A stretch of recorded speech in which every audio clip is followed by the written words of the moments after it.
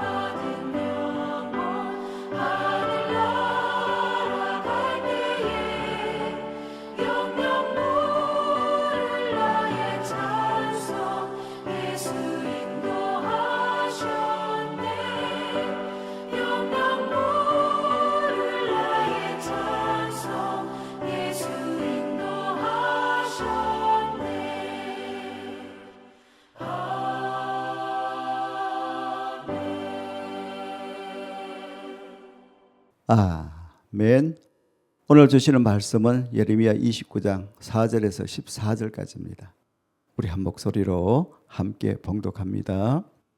만군의 여호와 이스라엘 하나님께서 예루살렘에서 바벨론으로 사로잡혀 가게 한 모든 포로에게 이와 같이 말씀하시느니라. 너희는 집을 짓고 거기에 살며 텃밭을 만들고 그 열매를 먹어라. 아내를 맞이하여 자녀를 낳으며 너희 아들이 아내를 맞이하며 너희 딸이 남편을 맞아 그들로 자녀를 낳게 하여 너희가 거기에서 번성하고 줄어들지 아니하게 하라.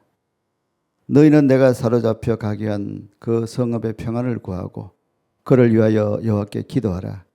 이는 그 성읍이 평안함으로 너희도 평안할 것임이라. 만군의 여호와 이스라엘의 하나님께서 이와 같이 말하노라. 너희 중에 있는 선지자들에게와 점쟁이에게 미혹되지 말며 너희가 꾼 꿈도 고지 듣고 믿지 말라. 내가 그들을 보내지 아니하였어도 그들이 내 이름으로 거짓을 예언함이라. 여호와의 말씀이니라. 여호와께서 이와 같이 말씀하시니라. 바벨론에서 70년이 차면 내가 너희를 돌보고 나의 선한 말을 너희에게 성취하여 너희를 이곳으로 돌아오게 하리라.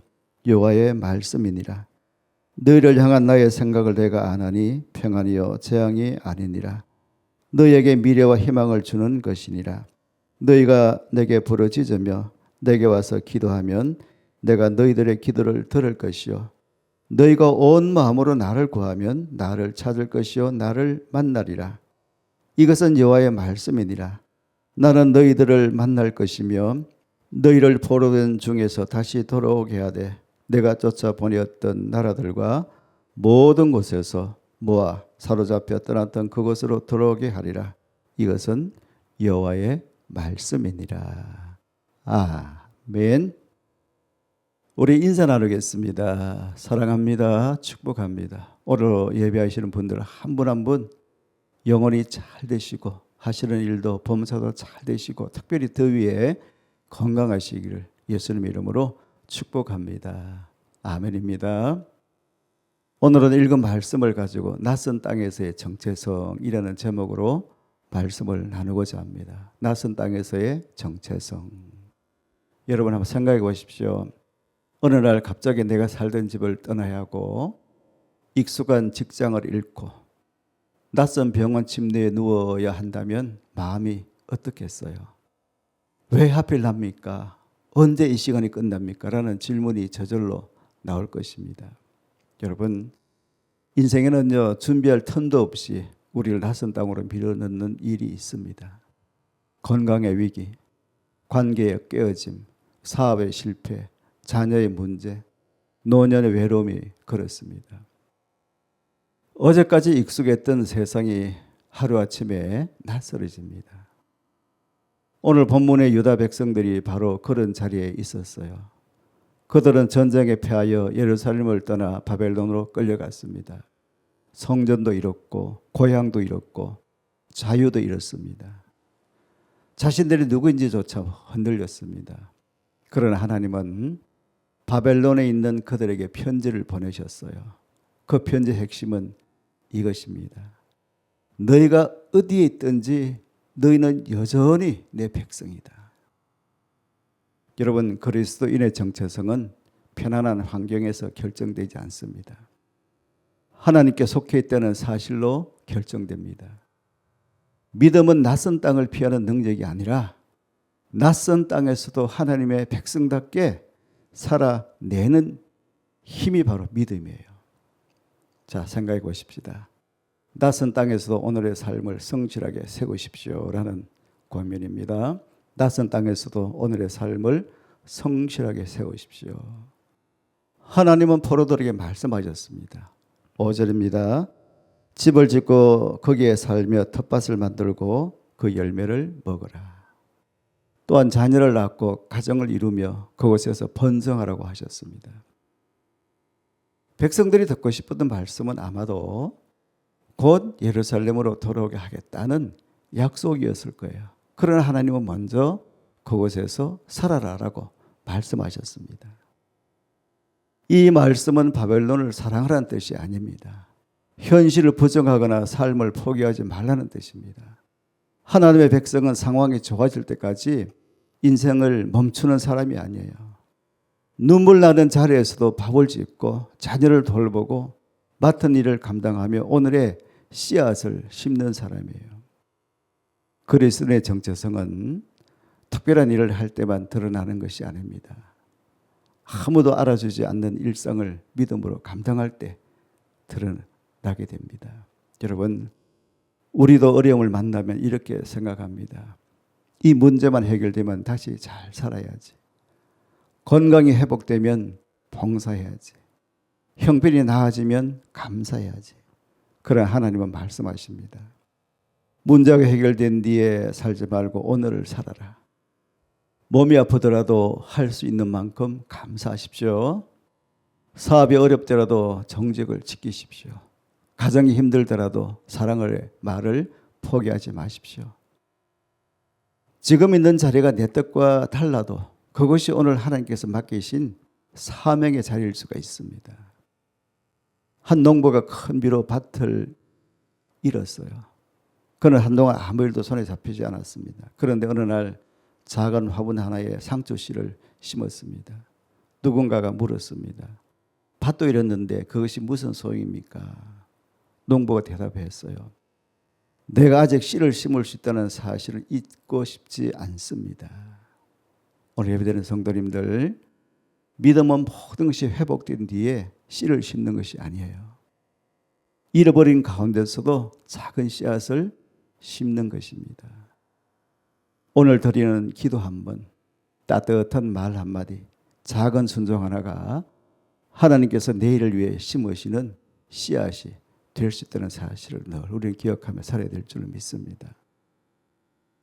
그러나 하나님은요, 그저 자기 삶만 잘 꾸리라고 하시지 않았어요. 낯선 땅에서 하나님의 백성은 자신이 머무는 세상을 향해 더 큰 책임을 져야 한다는 것입니다.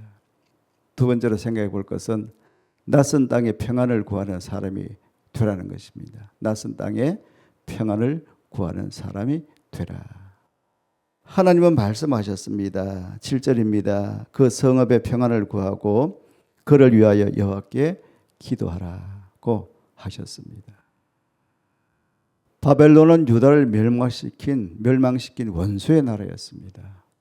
그런데 하나님은 그 원수의 성읍을 저주하지 말고 평안을 구하라고 하십니다.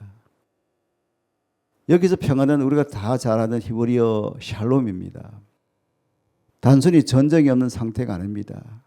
관계가 회복되고 삶이 온전해지며 공동체가 건강해지는 상태를 말합니다. 하나님의 백성은 세상을 닮아가는 사람도 아니고 세상을 미워하며 도망치는 사람도 아닙니다. 세상 한가운데서 하나님의 평안을 흘려보내는 사람이에요. 이것이 여러분 그리스도인의 정체성입니다. 직장에서는 정직으로, 가정에서는 용서로, 교회에서는 섬김으로, 이웃에게는 따뜻한 말과 실제적인 도움으로 하나님의 샬롬을 이루어야 합니다. 세상이 거칠다고 우리까지 거칠어질 필요가 없어요. 그렇죠? 누군가 나를 힘들게 했다고 똑같이 상처를 돌려줄 필요가 있겠습니까? 없어요. 우리는 상처에 반응하는 사람이 아니에요. 하나님의 은혜로 축복하는 사람입니다. 내가 있는 곳의 분위기를 어둡게 하는 사람이 아니라 밝게 하는 사람, 갈등을 키우는 사람이 아니라 풀어주는 사람, 절망을 퍼뜨리는 사람이 아니라 소망을 전하는 사람이 되어야 됩니다. 한 병원에 늘 불평이 많던 환자가 있었습니다. 어느 날 같은 병실에 한 성도가 교회 다니는 사람이 들어왔습니다. 그 성도 역시 큰 수술을 앞두고 있었지만 간호사에게 감사하고 다른 환자들의 이름을 물어 기도해 주었어요. 며칠이 지나니까 병실의 분위기가 확 달라졌습니다. 사람들은 서로 물을 건네고 검사 받으러 가는 일을 격려하기 시작했습니다. 병은 그대로 있었지만 그 방에 평안이 생겼습니다. 성도 한 사람이 들어갔을 뿐인데 그것이 달라진 것입니다. 오늘 예배드리는 성도님들, 하나님께서 우리를 가정과 직장과 마을에 보내시는 이유는 그것을 판단하고 정죄하라고 하신 것이 아닙니다. 그것의 평안을 위해 기도하고 우리를 통해 하나님의 온기가 흐르게 하시기 위함입니다.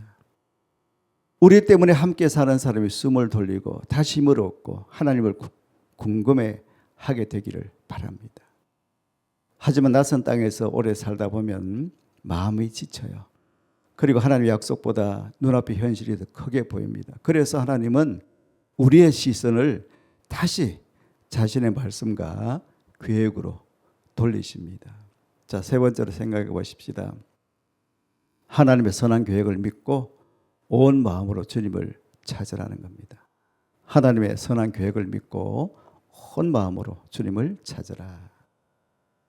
오늘 11절은 많은 사람이 사랑하는 말씀입니다.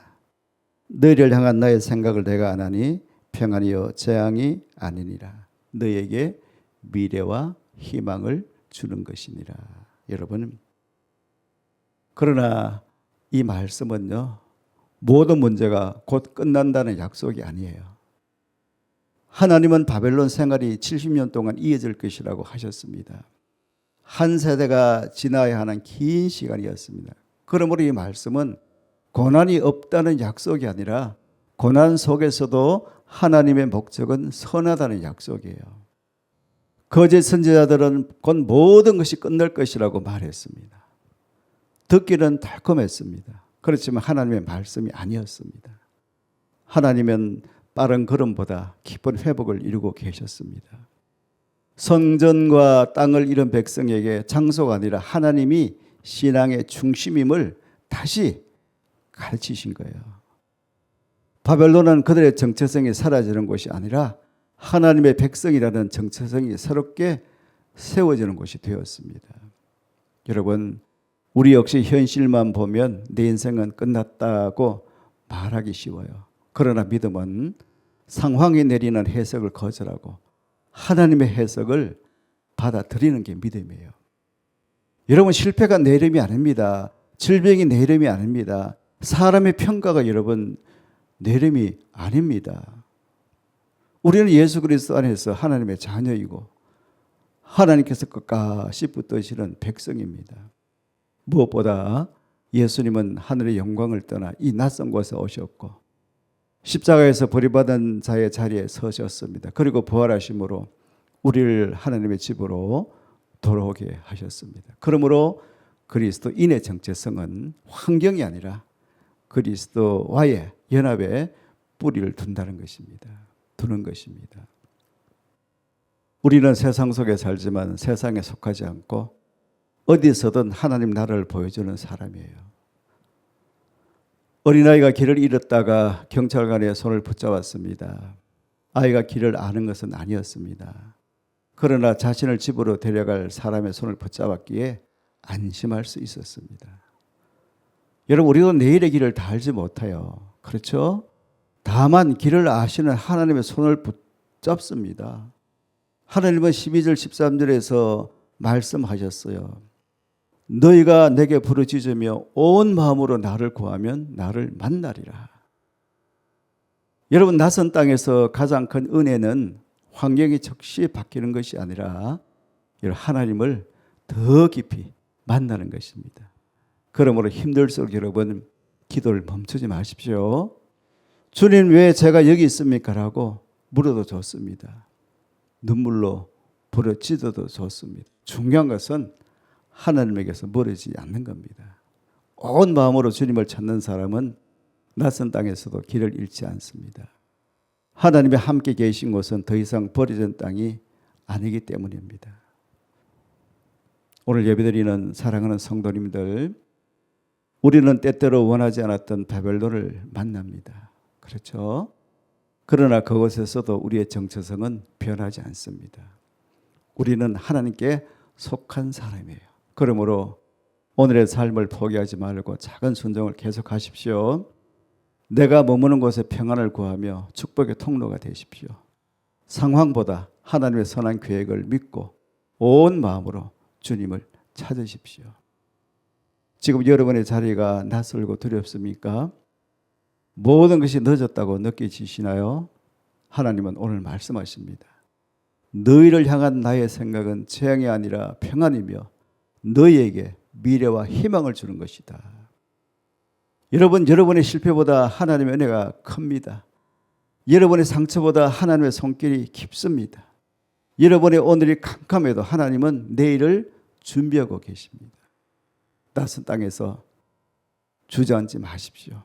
오늘 해야 할 일을 믿음으로 하십시오. 미워하던 사람을 위해 한번 기도하십시오.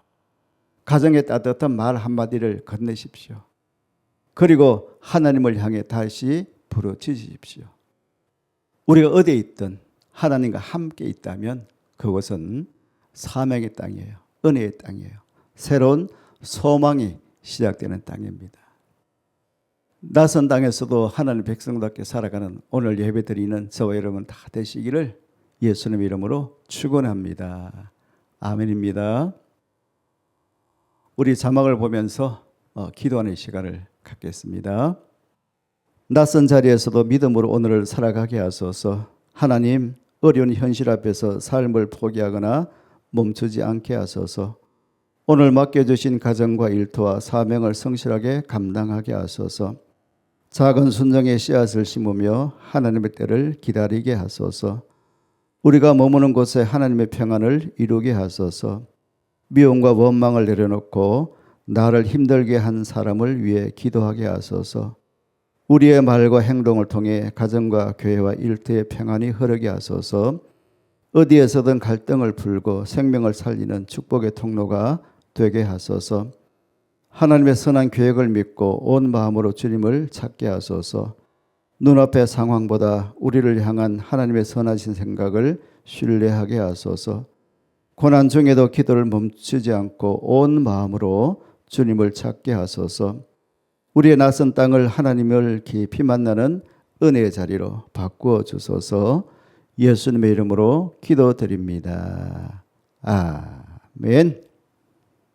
이제는 예수 그리스도의 은혜와 하나님 아버지의 크신 사랑하심과 성령님의 감화 감동 위로 충만 교통 역사하심이 오늘 예배하는 모든 성도님들 한 분 한 분 머리 위에와 가정과 자녀 건강, 생업 직장 일터 사업 위에 항상 함께 있을지어다.